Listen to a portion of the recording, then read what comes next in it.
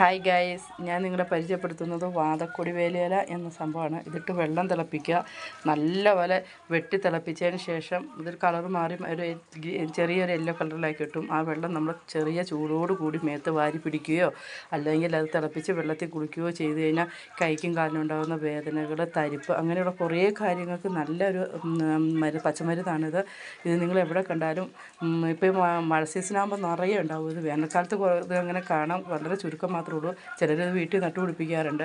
അതുകൊണ്ട് നിങ്ങളിത് പരമാവധി എവിടെ കണ്ടാലും പറിച്ച് വെള്ളം ഇട്ട് കുടിക്കുകയൊക്കെ ചെയ്യുക.